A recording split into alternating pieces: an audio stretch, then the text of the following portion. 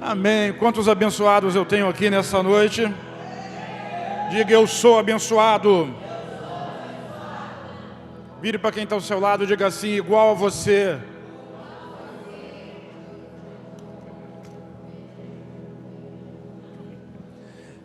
Nós estamos vivendo uma época muito especial. E agora nós estamos caminhando para uma outra época muito especial, que é a época do encontro com Deus. E daqui, olha, está chegando, 18, 19 e 20, 2 semanas, nós vamos estar no encontro para a honra e para a glória do Senhor. E assim, o nosso desafio sempre é, pelo menos 2 pessoas por célula. Quantas? Pelo menos 2 pessoas por célula. Uma célula tem 10 pessoas, não é possível que nós não vamos conseguir levar pelo menos, diga pelo menos, 2 pessoas. Posso contar com você? Glória a Deus. Deus abençoe sua vida, sua casa, sua família, que você viva dias especiais na presença do Senhor. Que essa graça, que essa glória e que essa unção sejam de fato derramadas sobre você e sobre todos os seus. Essa é a minha oração e é o desejo de Deus para a sua vida. Repete comigo assim, lembre-se da mulher de Ló. Vamos juntos? Lembre-se da mulher de Ló. Essa é uma advertência que o próprio Senhor Jesus fez. No livro de Lucas, no capítulo 17, versículo 32, está escrito lá, lembrai-vos da mulher de Ló. Vamos ler na Bíblia agora? Lembrai-vos da mulher de Ló. Nós todos estamos habituados a receber e a fazer homenagens. Os estados, os países, as cidades fazem homenagens a pessoas especiais, colocando seus nomes em ruas, em praças, levantando estátuas para essas pessoas por causa dos feitos que foram realizados por essas pessoas. Então, grandes líderes, pessoas importantes que interferiram na história do mundo, têm seus nomes ou a sua forma lembrada em estátuas ao redor das cidades e do mundo. Isso é muito comum em todos os lugares. Para quê? Para ser lembrado. Jesus, quando fala dessa mulher, ele diz aos seus discípulos diretamente, lembrai-vos da mulher de Ló. E nós ficamos surpresos. Por quê? Porque a Bíblia fala muito pouco a respeito dessa mulher. Então, afinal de contas, o que há para se lembrar? O que foi que ela fez que é tão importante que o próprio Senhor Jesus disse, lembrai-vos da mulher de Ló? Ele não disse para se lembrar de nenhum grande patriarca, de nenhum grande profeta, de nenhum grande herói da fé, mas ele chamou atenção para que a mulher de Ló fosse lembrada. Lembrai-vos da mulher de Ló. E afinal, nós vamos ver o porquê, dessa mulher ser tão importante, e tão importante é lembrar daquilo que ela foi, daquilo que ela fez. Interessante sobre essa mulher que o nome dela não é narrado. Nós sabemos que Ló é filho de Arã, ele é sobrinho de Naor e de Abraão, e Abraão casou com Sara, Naor casou com Milca, e Ló casou com a mulher de Ló. Mas qual é o nome dela? Não se sabe, ninguém sabe na história, não foi mencionado, e fica esse vácuo, e nós simplesmente a chamamos de mulher de Ló, levando em conta o nome do seu marido. Ló significa véu, venda. Então Ló são vendas, a venda nos olhos daquele pessoal, e a mulher de Ló era a mulher daquele homem que vivia debaixo de venda. Ao longo do livro de Gênesis mesmo, onde essa história é narrada, nós não vimos nenhuma menção ao nome dela. Em capítulo 19 de Gênesis, versículo 26, diz assim, contudo, a mulher de Ló olhou para trás. O que a mulher fez? Por que ela é lembrada? Porque ela olhou para trás. E diz o versículo 26 que imediatamente, não foi depois, foi exatamente naquele momento, ela transformou-se em uma estátua de sal. E ficou lá, para memorial, para que todos que vissem essa estátua, essa formação, lembrassem da verdade de que não deveriam jamais olhar para trás. Olhar para trás tem alguns significados muito importantes. E nos dias que nós estamos vivendo, existe uma relevância também muito grande nessa palavra do Senhor Jesus, que serve para mim e para você. Por que não devemos olhar para trás? O que fez aquela mulher olhar para trás? Repete comigo: o apego ao mundo. O apego ao mundo talvez seja a primeira de todas as razões que fazem uma pessoa olhar para trás, entrar na rota do retroceder, do retornar, do desejar retornar. Então a primeira coisa que precisamos dizer é que Ló e sua família, eles eram salvos. Não podemos confundir uma coisa com a outra. Ló e sua família, todos eles eram salvos. Eles não foram condenados juntamente com o mundo, juntamente com Sodoma, mas os anjos foram à casa dele para tirá-los de lá antes que a destruição viesse. Aliás, o capítulo 19 de Gênesis, no versículo 22, diz assim: fuja depressa. Qual é a fala? Qual foi a ordem do anjo? Deus nunca destrói justo no meio de ímpio. Por quê? Porque ele avisa. Ai, mas o filho do pastor, o irmão que era da célula, ele foi abaleado no meio da situação policial, polícia, bandido e tráfico.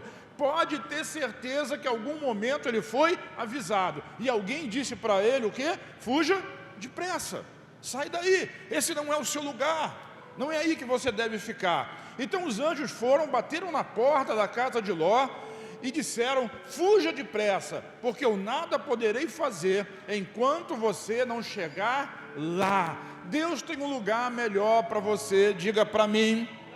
Deus tem um lugar melhor. Ele quer tirar você do lugar do perigo e levar você para um lugar de segurança, para um lugar de conforto. E o nome do lugar aonde Ló deveria chegar era Zoar, no alto de uma montanha. Por quê? Porque Sodoma ia ser destruída. Irmão, nós estamos vivendo dias confusos, e cada vez mais a terra receberá uma avalanche de trevas do poder do mal, porque os dias são curtos e estão se abreviando. Então essa terra ela vai ser destruída, e um dia tudo isso que nós conhecemos não vai existir mais. Mas Deus preserva, fala assim: preserva a vida do justo. Ló era justo, diga: Ló era justo. E a mulher dele? Também, diga: também. Também. E enquanto o anjo estava visitando, os anjos eram dois, estavam visitando a casa de Ló, Abraão estava lá em cima do monte, e ele estava orando, ele estava intercedendo, ele estava buscando Deus. Quem conhece a história sabe que Abraão recebeu a visita de 3 anjos, um deles era o próprio Filho de Deus, porque a Bíblia se refere a ele como o Senhor, e enquanto eles conversavam e fizeram o que tinham que fazer, Abraão e o Senhor foram para o alto do monte, enquanto os outros 2 desceram para o vale e foram até a cidade de Sodoma. E enquanto os anjos batiam na porta de Ló para tirá-lo de lá, Abraão estava em cima do monte, estava dizendo, intercedendo, e a oração de Abraão, ela está lá em Gênesis 18, versículo 23, e Abraão dizia assim para o Senhor: destruirá o justo com o ímpio. Destruirá, o Senhor destruirá o justo com o ímpio. Quem era o ímpio? O ímpio era toda a cidade. Quem era o justo? O justo era Ló e a sua família. Diga: Ló era justo. E eu estou fazendo força nessa verdade, porque daqui a pouco nós vamos ver a diferença entre justos e justos. Mas existe diferença entre justos e justos? Diz para quem está do seu lado aí, aguarda um pouquinho. Tanto Ló quanto Abraão são chamados de justos, inclusive no Novo Testamento. No livro de 2 Pedro, na segunda carta de Pedro, capítulo 2, versículo 7 e 8, diz assim: mas livrou Ló, homem justo. Pedro chama Ló de homem, então ele chama Ló de homem justo e diz que ele foi livre da destruição.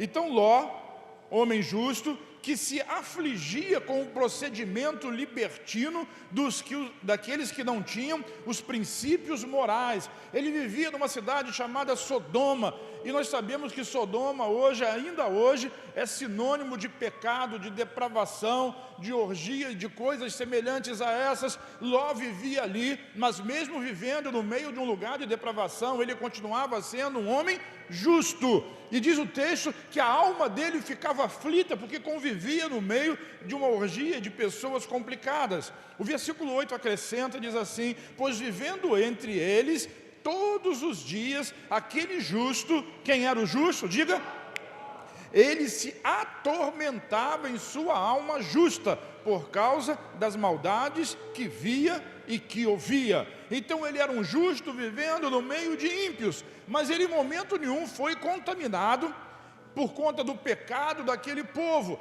Então Ló e sua esposa, a sua família, que eram crentes, justificados pela fé, eles viviam no meio daquele povo, mas eles nunca tinham compartilhado do pecado do povo. Eles tinham uma conduta íntegra. Suas filhas eram virgens, seu casamento era preservado e a sua vida era equilibrada naquela cidade. Contudo, Deus resolveu destruir Sodoma por causa do pecado. Mas antes de destruir Sodoma, ele precisava tirar de lá, diga, o justo Ló. Isso. Eles saíram da cidade, mas aconteceu que no meio do caminho, a mulher de Ló olhou para trás. E esse olhar para trás dessa mulher representa exatamente o que nós estamos dizendo: apego ao mundo. Diga, apego ao mundo. O apego ao mundo nos faz ficar presos às realidades do mundo físico, das coisas naturais, das coisas materiais, e daqui a pouco nós vamos ver que o mundo é muito mais do que simplesmente coisas naturais com as quais nós convivemos.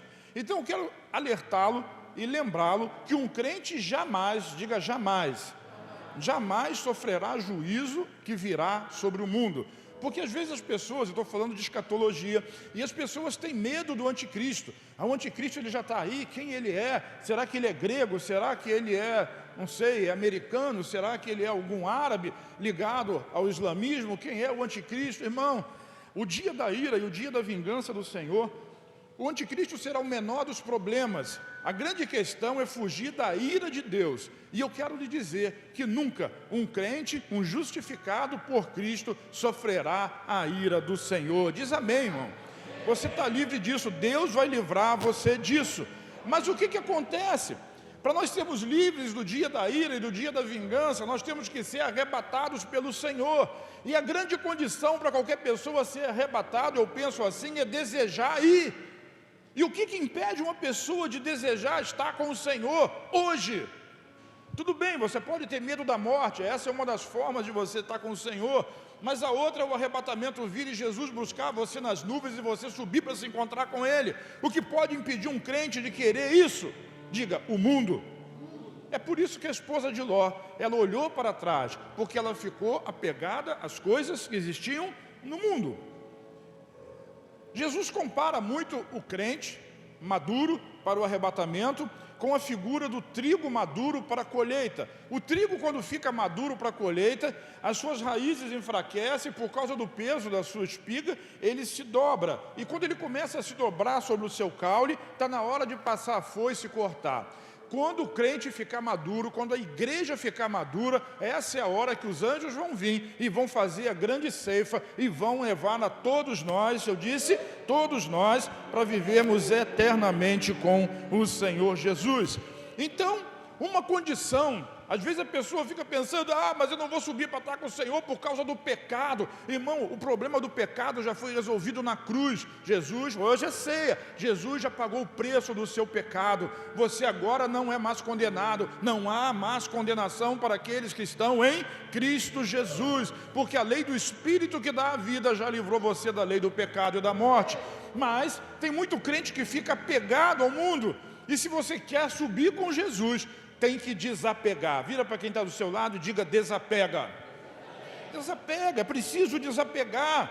A Bíblia diz que Ló se demorava para sair, porque ele estava apegado com as coisas da cidade, embora a cidade queria matar a sua família, e ele estava apegado a todas aquelas coisas. Olha só Gênesis, capítulo 19, versículo 15 e 16, diz assim: ao raiar do dia, quando o dia estava amanhecendo, os anjos insistiam com Ló, dizendo: se a Bíblia diz que o dia estava raiando, é porque eles passaram a noite e a madrugada ali insistindo: vambora, vambora, vambora, está na hora, foge depressa, chegou a hora, você precisa sair. E Ló estava se demorando a tomar decisão, a convencer a sua família, de maneira que o anjo disse para Ló assim: depressa, leve daqui sua mulher e suas 2 filhas, ou vocês também serão mortos quando a cidade for castigada. Tendo eles hesitado, olha só, os anjos, agarraram pela mão, como também a mulher e as suas 2 filhas, e os tiraram dali à força. Diga força. Nem que seja na força. Deus quer livrar você do perigo e da destruição. Diz amém. E os deixaram fora da cidade, porque o Senhor teve misericórdia deles, de tirá-los à força daquele lugar, para que eles pudessem ser poupados. Então os anjos mandaram que eles fugissem para as montanhas. Para onde que eles tinham que ir? Para os montes. Diga montes. Quem estava lá em cima do monte intercedendo por Ló? Diga Abraão. Então Abraão, ele estava nos lugares altos, ele estava no lugar do padrão espiritual mais alto. E o que Deus queria? Que Ló pudesse subir as montanhas e se encontrar com ele. Diga assim comigo: o justo Abraão estava nos lugares altos, mas o justo Ló estava nos lugares baixos. Nas planícies, nas campinas do Rio Jordão, na cidade de Sodoma. O que eu quero dizer para você, irmão, olha para mim, preste atenção. Você diz assim: você pode ser um justo, diga eu sou justo. Isso, justo, abençoado, redimido, restaurado, resgatado, amado do Pai. Mas você pode viver em lugares altos, em padrões altos, em cima do monte, perto de Deus. Ou você pode ser um justo vivendo em lugares baixos, na campina do Jordão, perto da cidade de Sodoma. Tem justo, irmão, que está vivendo lá perto do pecado, mas tem justo que está vivendo num lugar alto na presença de Deus. E a pergunta que não pode calar é: qual dos 2 tipos de justo você quer ser? Vire para a pessoa que está ao seu lado, faz essa pergunta em nome de Jesus. Que tipo de justo? Pergunta aí. Qual é o justo que você quer ser? Você quer ser o justo Abraão nos lugares altos, ou você quer ser o justo Ló lá perto da cidade de Sodoma? Pergunta isso a 3 pessoas. Que tipo de justo você quer ser? Ló, ele foi arrastado, diga arrastado, para fora de Sodoma. E mesmo depois de ouvir tudo aquilo que o anjo tinha dito, que o Senhor Deus tinha dito que faria, ainda demorou. Irmão, nós precisamos ter muito cuidado para não ficarmos apegados. Vira para quem está ao seu lado e diga: desapega. Não fique apegado às coisas do mundo. Vamos repetir? Eu não fico apegado às coisas do mundo. Vira para quem está ao seu lado e diga: você é forasteiro aqui. De manhã eu cantei a música, mas agora tem vídeo gravando, eu não vou cantar, né? Não vou virar meme da internet, né? Mas de manhã não tinha nada, eu estava em casa, foi tranquilo, né? A música do cantor cristão que diz: estou forasteiro aqui, em terra estranha estou, do reino lá dos céus, embaixador eu sou. Vamos declamar como poesia que fica melhor, né? Então assim, irmão, nós vivemos na terra, nós trabalhamos, nós ganhamos dinheiro, mas nós não precisamos e não devemos ser apegados a isso.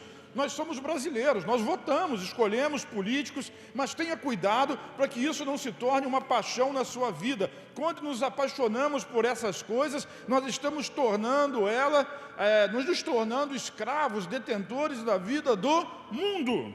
Preste atenção, o mundo não é um lugar. Repete isso comigo: o mundo não é um lugar, o mundo é um espírito.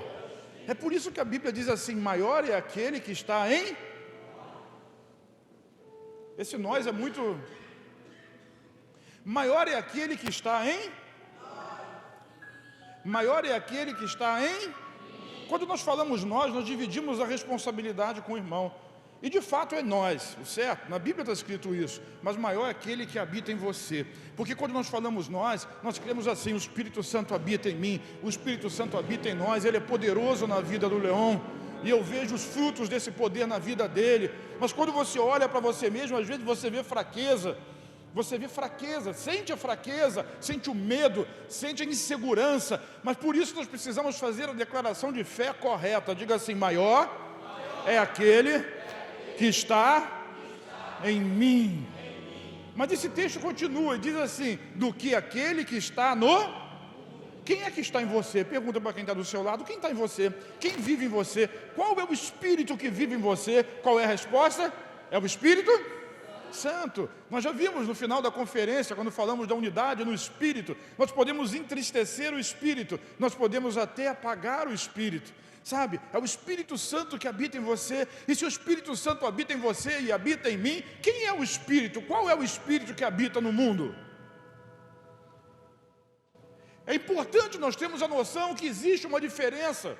A Bíblia diz que o mundo jaz no maligno. Então as coisas do mundo pertencem ao maligno. Nós somos de Deus. O Espírito Santo habita em nós. Nós somos casa. Nós somos a casa favorita de Deus. O Espírito está dentro de você. Ele tem ciúme de você. Ele se entristece quando você não se comporta bem. Você pode até apagar o Espírito na sua vida se você parar de ouvir as vozes dele dentro do seu coração. E o espírito do mundo, eu não tenho parte com o espírito do mundo, embora viva nele. Deus me faz prosperar no mundo, mas eu não sou do mundo. Deus me faz ter saúde nesse mundo, mas eu não sou do mundo. Deus faz segurança para minha família e para minha casa nesse mundo, mas eu não sou do mundo. Não fique apegado, vira para quem está ao seu lado e diga: desapega. O que é mundo, afinal? Mundo é qualquer coisa que coloque você distante de Deus, ou qualquer coisa que você coloque acima da presença de Deus na sua vida. Quem está me entendendo diz amém. E eu quero que você entenda que nem em todas as coisas do mundo eu estou falando de pecado, de sodomia, de orgia, de coisas assim que eram comuns na cidade de Sodoma. Nem tudo isso é mundo, também é, mas o mundo muitas das vezes ele está revestido de coisas que são cotidianas, que são importantes, mas são cotidianas. E como é que eu vou saber se o mundo está roubando o lugar de Deus na minha vida? Pergunta para quem está ao seu lado: como é que eu sei? Como é que eu sei que o mundo está roubando o lugar de Deus na sua vida? É muito simples, irmão. Veja, preste atenção se está havendo algum apego exagerado a qualquer coisa, mesmo que seja o seu dinheiro ou a falta dele. Muito mais avarento é o que não tem do que aquele que tem. Se você está mais apegado a qualquer coisa do mundo, mas eu não sei se eu estou apegado a coisa do mundo, pergunta para sua mulher que ela vai dizer para você. Os homens não têm muita coragem de dar uma resposta dessa para a esposa, porque tem medo da retaliação. Homem é frouxo, homem é medroso, e a retaliação da mulher às vezes é pesada. Mas se você perguntar para a mulher: o que você acha? Eu estou apegado a muita coisa, alguma coisa do mundo assim, que está me tomando o lugar de Deus, e ela vai dizer para você. Aí eu sou solteiro, pergunta para o seu líder de célula, que ele vai dizer qual é o seu apego e o que você precisa desapegar. Pergunta para o seu pastor, que ele vai dizer o que você precisa desapegar. Sabe, qualquer coisa que você coloca no lugar de Deus exageradamente é muito perigoso, muito perigoso.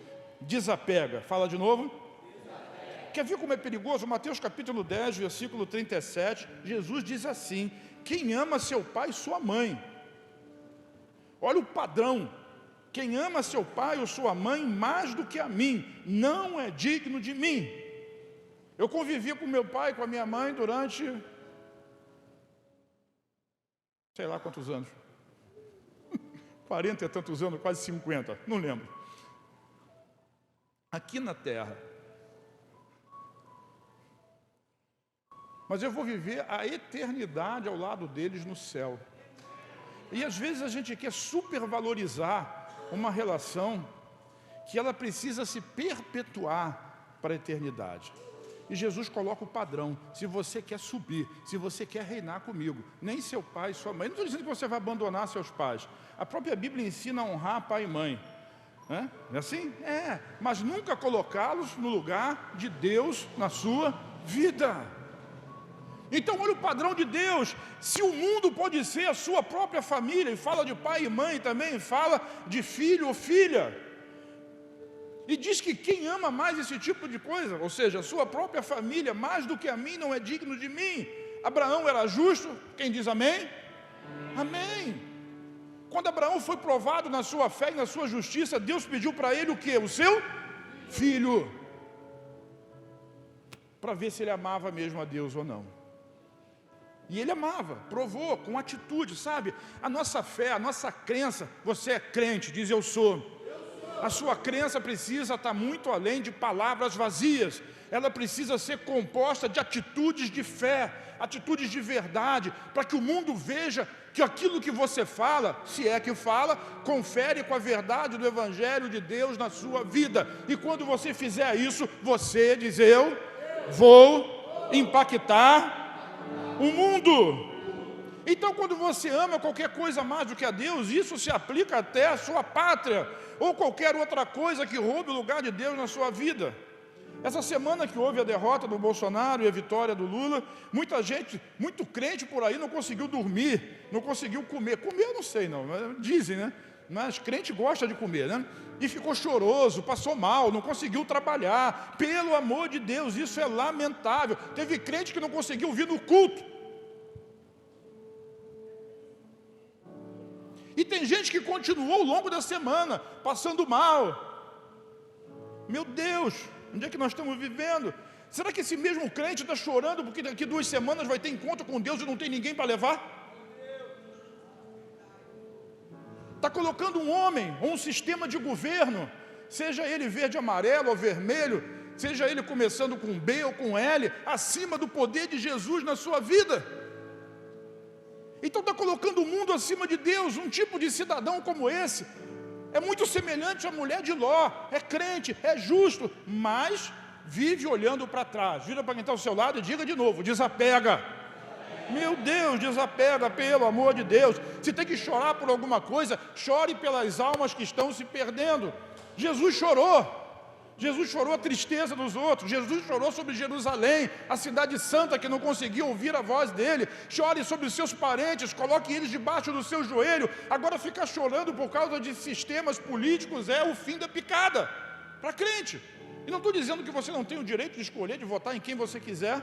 Fico muito à vontade porque não faço campanha nem fiz, tenho minhas preferências, você tem as suas. Mas entenda, o Senhor, o meu Senhor é o Senhor Jesus, que vive e que reina para sempre.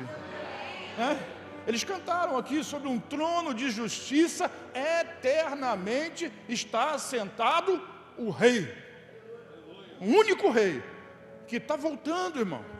Está voltando para reinar. E ele vai reinar de Jerusalém, mas ele não vai reinar só sobre Jerusalém, não. Ele vai reinar sobre toda a terra, por direito de criação e por direito de redenção. Eu estarei lá. Então dê um forte aplauso ao Senhor Jesus.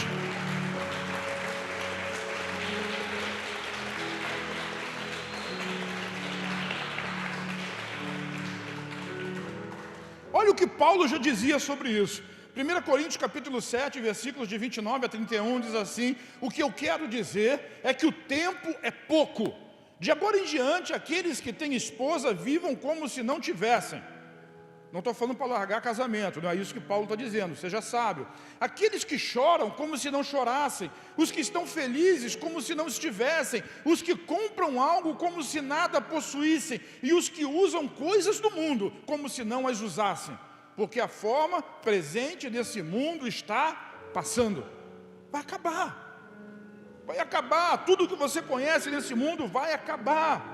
Quando chegar o dia da vingança do Senhor e meteoro começar a cair em cima dessa terra, você não vai conhecer mais esse lugar. Primeiro porque você não vai estar aqui. Agora, seja justo Abraão e não seja justo Ló. Se você continuar lendo a história de Ló, não tenho tempo para poder aprofundar. A mulher de Ló virou estátua de sal e a família dele acabou. Ele teve filhos com as suas filhas. Amonitas e moabitas nasceram de Ló, porque ele tinha promessa. Mas por que isso? Porque faltou fé. Ele estava na montanha, porque ele não foi atrás de Abraão, porque ele não procurou a justiça de Deus, a justiça da fé, porque ele não deixou Deus completar a obra na vida dele. Muitas das vezes o orgulho nos afasta de fazer o melhor, e nós vivemos separados de Deus não porque Deus não nos queira, mas porque nós somos orgulhosos demais para fazer o caminho até a presença dEle. Deus quer tirar você dessa inércia, desse lugar baixo, e quer levar você para a presença dEle. Para de ficar olhando para trás, desapega das coisas do mundo e viva. Diga, viva! Diga, eu vou viver o melhor de Deus nessa terra. Uma segunda razão é a indiferença. A mulher de Ló, ela foi indiferente a tudo aquilo que estava sendo oferecido para ela. E Jesus faz uma comparação de pessoas indiferentes, quando ele cita em Lucas capítulo 9, versículo 62, e diz assim: ninguém que põe a mão no arado e olha para trás é apto para o reino de Deus. Não está dizendo que você coloca a mão no arado. O arado representa o serviço, o ministério, o trabalho ministerial que você presta ao Senhor, seja no culto, seja na igreja, seja... enfim, tudo aquilo que você faz para o Senhor. Se você coloca a mão no arado e começa a trabalhar, você não pode olhar para trás. Gire para quem está ao seu lado, diga, não olhe para trás. Mas eu conheço muita gente que desistiu, perdeu a salvação. Não, continua salvo, mas continua sendo um salvo igual a mulher de Ló, que vive lá no lugar baixo, né? Perto das campinas de Sodoma. O que Jesus está dizendo é que não é apto para o reino, não vai reinar com Cristo. Posição de honra com Cristo. Por quê? Porque se você não consegue ser fiel e perseverar na pequena dificuldade, como é que você vai governar sobre uma nação, sobre uma cidade, sobre um bairro? Porque eu estou falando aqui de governo ao lado do Senhor Jesus, no reino de Deus. Deus quer que você caminhe em lugares elevados.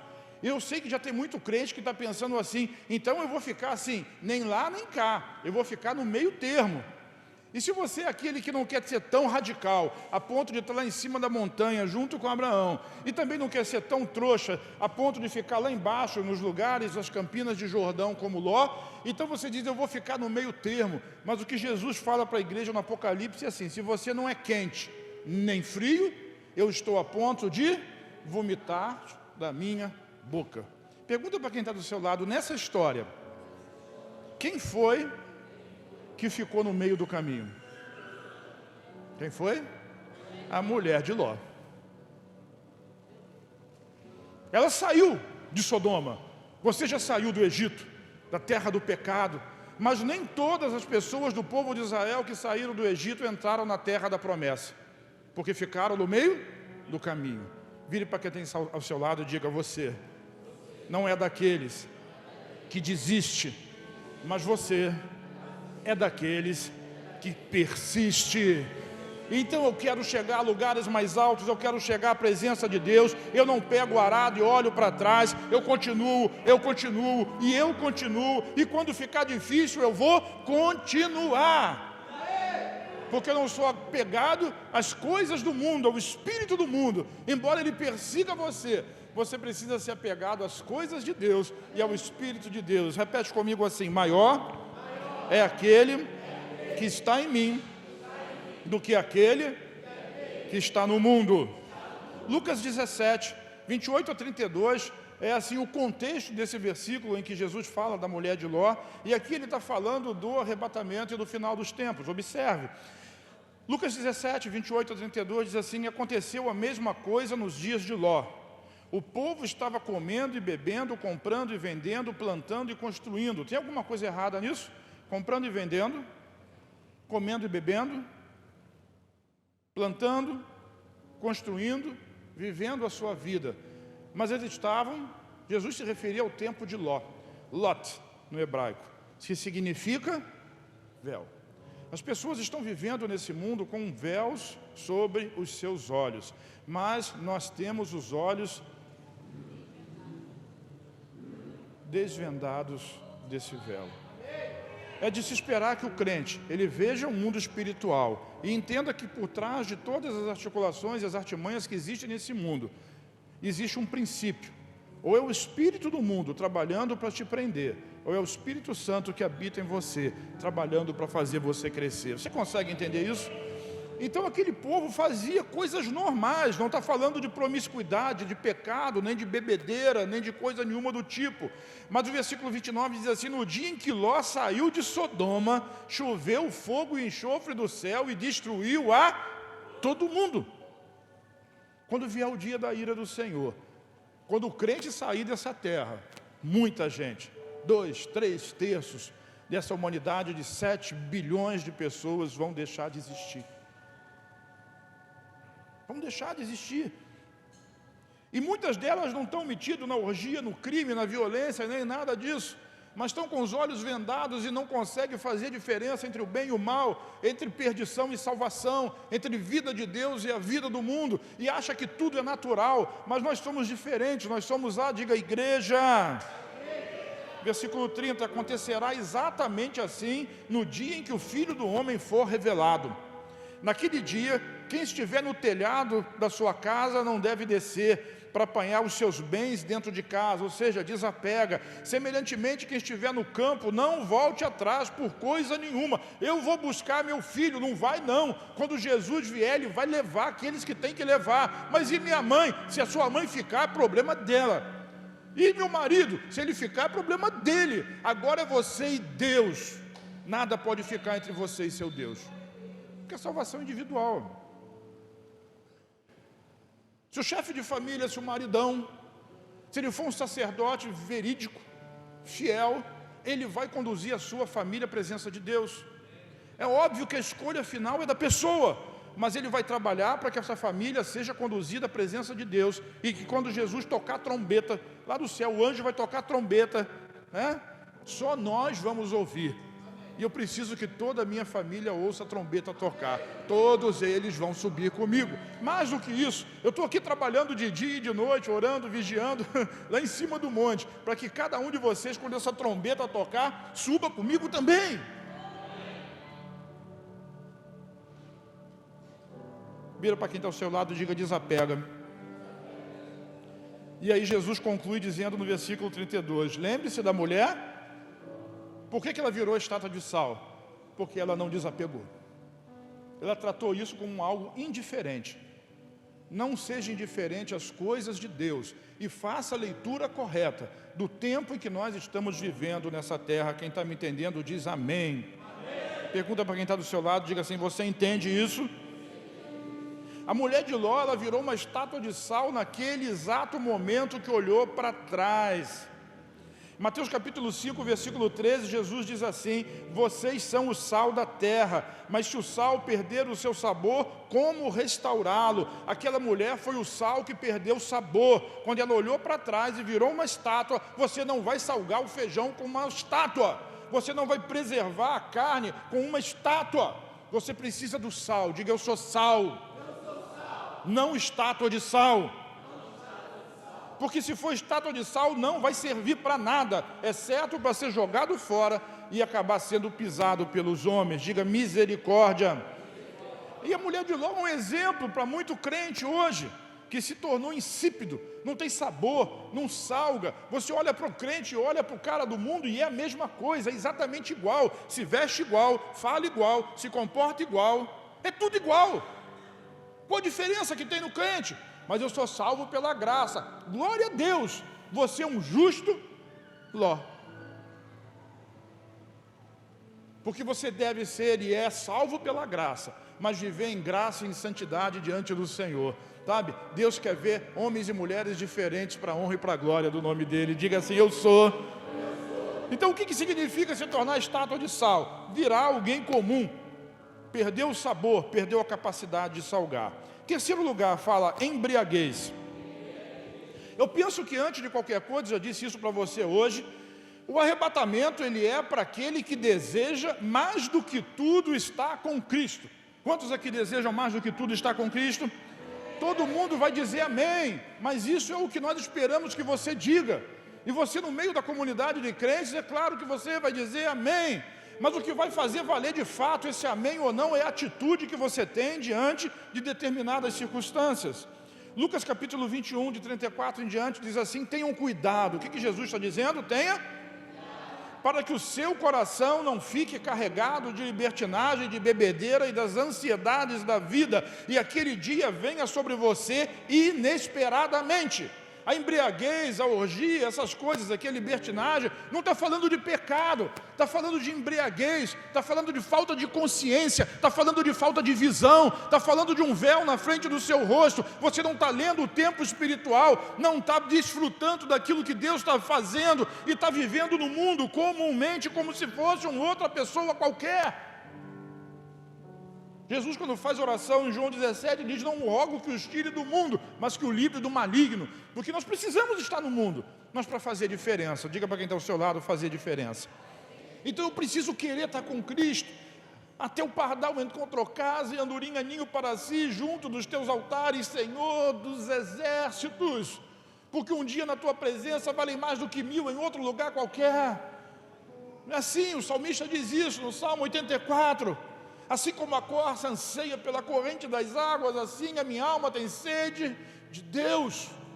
Isso é diferença, é querer Jesus. Essas pessoas serão arrebatadas com Cristo e reinarão com Ele, porque Ele virá, diz o versículo 35, Ele virá sobre todos os que vivem na face de toda a terra. O dia ruim, estejam sempre atentos e orem, diga orem, para que vocês possam escapar de tudo que está para acontecer e permanecer de pé diante do Filho do Homem. Somos a igreja, estamos de pé, porque vivemos por...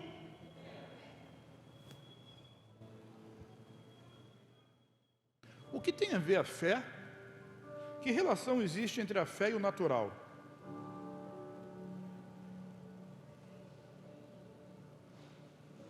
Se você tem e toca, se esse é o meu óculos, se esse é o meu iPad, se esse é um púlpito e eu posso tocá-lo, eu não preciso de fé para dizer que ele é meu, ele já é.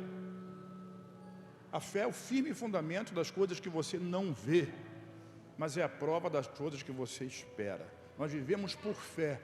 A gente olha lá para fora e pode ver um mundo tenebroso, mas pela fé nós sabemos que dentro da nossa casa vai raiar a luz do céu, a luz do Senhor. Nós somos protegidos por Cristo, nós não fazemos parte desse reino, nós fazemos parte daquele reino. Quem está comigo diz amém.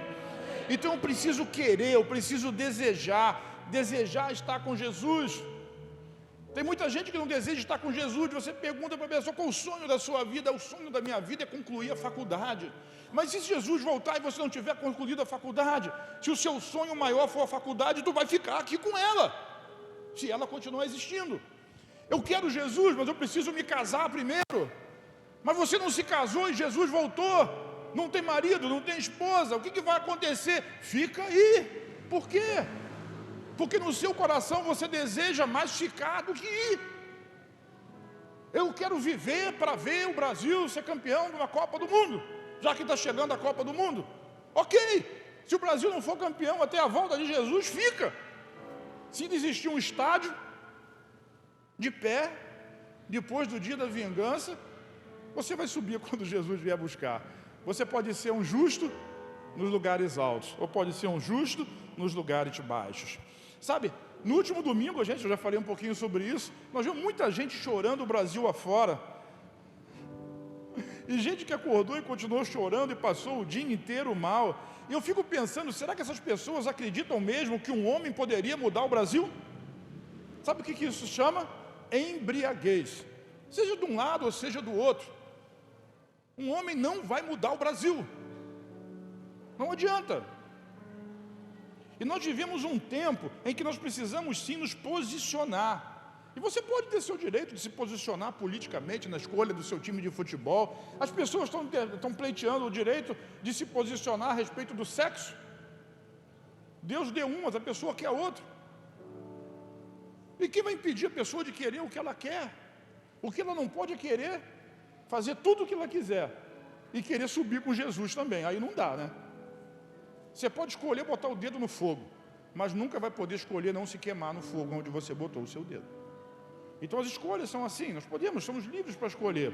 Então nós nos posicionamos politicamente, cada um tem suas preferências, mas nós precisamos nos lembrar que a tarefa principal da igreja é evangelizar. Qual a tarefa da igreja? Igreja não é palanque, nem é palco para coisa nenhuma. A função da igreja é evangelizar, é levar as pessoas ao conhecimento de Deus e do Evangelho. Vou lhe dizer uma coisa que talvez te escandalize: a igreja não está aqui para tornar o mundo um lugar melhor. A igreja não vem para reformar o mundo não pode ser reformado, não tem jeito. O mundo jaz no maligno e vai queimar no fogo. Isso que você está vendo vai deixar de existir. Nós não vamos mudar o mundo, esquece isso. Isso não é obrigação nem é função da igreja. A função da igreja é pregar o Evangelho de Cristo e tirar as pessoas que estão no mundo e trazer elas para o reino do Filho amado do Senhor, o reino do Filho do seu amor. A função da igreja é reconciliação, a função da igreja é restauração. Seja de quem for, essas portas estão abertas. Entram bandidos, entram ladrões, entram homossexuais, entram pervertidos. E a nossa oração é que quando sair, saiam redimidos, saiam restaurados, saiam salvos. Entram com famílias destruídas, mas um dia suas famílias serão restauradas. Entram devendo ao banco, devendo à agiota, mas um dia serão completamente restaurados financeiramente. Pode vestir vermelho, pode vestir verde, não importa. Não importa como entram, mas precisam sair daqui cheio da presença do Senhor. Sabe, Deus não está lidando com nação. O Brasil não é o povo de Deus. Deus não é brasileiro. Deus não pertence a nação nenhuma. E se você quer falar de Jesus, Jesus é judeu, nasceu em Israel, não nasceu em Belém do Pará, nasceu na Belém da Judéia. Não confunda. Buscar e salvar aquilo que estava perdido. Deus não está lidando com nenhuma nação, até Israel, que é a nação escolhida, e essa está em stand-by, esperando o momento dela. A nação de Deus hoje é a igreja. Diga, eu sou a nação de Deus. Por isso 1 Pedro 2,9 diz assim: vocês, porém, são, diga, eu sou, geração eleita, sacerdócio real, nação santa, povo exclusivo de Deus. Não é o Brasil, não é a Itália, não é a Bulgária, não é a China, não é os Estados Unidos, não é Congo, não é o Uzbequistão, não é a Noruega, não é a Austrália, nem o Japão, nenhum dos sei lá quantos 100, 200, 300 países que existem nesse mundo, nem sei quantos são. Deus lida com a sua igreja. Vamos repetir esse negócio aqui? Diga assim: eu, porém, sou geração eleita, sacerdócio santo, sacerdócio real, nação santa, povo exclusivo de Deus. O seu passaporte pode dizer Brasil ou pode dizer qualquer outro lugar. O que importa é o passaporte celestial. Ele precisa estar escrito lá. O seu nome precisa estar arrolado no rol dos livros da vida do Cordeiro. Diga, eu sou cidadão do reino dos céus. Mas para quê? Para anunciar, diga, anunciar as grandezas daquele que os chamou. Vira para quem está ao seu lado. Quem foi que chamou você? Foi o Lula a troco de um pão com mortadela? Foi o Bolsonaro através, sei lá, da mídia, das redes sociais, da bandeira verde e amarela? Não. Quem foi que chamou você? Foi? Quem chamou você foi o Gabigol? Aquela estrela solitária que você tem no peito tem que ser a estrela de Davi, a resplandecente estrela da manhã, a estrela da alva. Quem chamou você? Quem chamou você? Quem tirou você das trevas? Por que você continua olhando para trás, insistindo em viver nas trevas das coisas do mundo? Participe delas, mas desapega. Eu falei? Desapega. Não fique embriagado, não fique entorpecido por nenhuma dessas coisas. Diga, Jesus, Ele me chamou para anunciar as grandezas dEle, que me chamou das trevas para a luz, em nome de Jesus. Dê um aplauso ao Senhor nessa noite. Nós somos a igreja. Diga, eu sou Somos a igreja, nós somos a igreja, o povo de Deus, sabe? Às vezes a gente se coloca numa situação de inferioridade, mas nós não somos inferiores ao mundo. Deus nos escolheu e ainda disse assim: as portas do inferno não prevalecerão contra a igreja de Jesus. Nós avançamos. A palavra igreja no Novo Testamento, no grego, é eclesia, e significa exatamente chamados para fora. Deus te chamou para fora do sistema do mundo. Vou repetir, eu sei que isso é chocante para algumas pessoas, mas nós não somos daqui. Nosso reino é outro. Pertencemos ao reino dos céus, e o nosso rei é Jesus. Não importa, nada importa. E nada pode fazer com que a gente fuja da unidade do Espírito. Mesmo que nós tenhamos opiniões diferentes, nós precisamos adorar o Senhor juntos. É a unidade do Espírito no vínculo da fé. Isso é de Deus. O resto são coisas do homem. Para terminar, meu Deus, foi o Léo. 2 Coríntios capítulo 5, versículo 20. Agora, portanto, somos embaixadores de Cristo. Nós representamos o reino aqui na terra, como embaixadores do próprio Cristo, do próprio Senhor Jesus. E como embaixadores, nós não vivemos de acordo com o padrão desse lugar. Nós vivemos sustentados, abençoados, providos pelo reino de Deus. É disso que nós pregamos aqui todo dia. Essa igreja não terá nem pobres e nem doentes, mas o Brasil continua a ter pobres e doentes. O Brasil é um problema do Brasil. Nós somos cidadãos do reino dos céus. Falei isso de manhã e vou repetir em alguns segundos, espero. Eu ouvi uma crônica outro dia do indivíduo que morreu, mas ele era muito rico, ele trabalhou a vida inteira para conseguir muito ouro. E quando ele morreu aqui, fechou os olhos e dormiu no Senhor, os anjos vieram buscar ele para levar ele para o céu. E ele estava agarrado a uma montanha de ouro que ele tinha conquistado e perguntou para o anjo: eu posso levar esse ouro junto comigo? E dizem que os anjos começaram a rir dele. Isso que você fez tanta questão de ganhar a vida inteira, quando você chegar lá comigo agora, você vai perceber que é asfalto. No céu a gente anda em cima de ruas de ouro. Desapega. Nós vivemos aqui mantidos pelo poder, pela riqueza do reino dos céus. Filipenses capítulo 4, versículo 19. Quem sabe de cor, Filipenses 4, 19. O meu Deus, segundo às vezes a gente fica naturalmente pensando nas riquezas, como vai ser o Brasil com o governo A ou com o governo B. Não importa, importa que o meu Deus, segundo as suas riquezas, vai suprir tudo aquilo que me é necessário através de Cristo Jesus. Nós somos embaixadores por Cristo, e Deus faz um apelo que nós precisamos usar. O texto ali diz: Deus faz seu apelo por nosso intermédio, falamos em nome de Cristo. Você, diz eu, você fala em nome de Cristo. Você fala em nome de Cristo, é chamado de cristão. E o que nós falamos em nome de Cristo? Nós dizemos para as pessoas: reconciliem-se com Deus.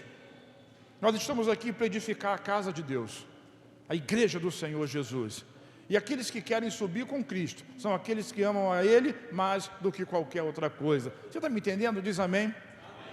Você é amado do Pai. Mas essa é a hora, é o tempo da sua vida e da sua história, de você demonstrar esse amor do Pai, com atitudes que mudam a história, atitudes que você vai viver e que vai mudar a história da sua vida. Quem está comigo, dá um aplauso ao Senhor Jesus e fica de pé, em nome do Senhor.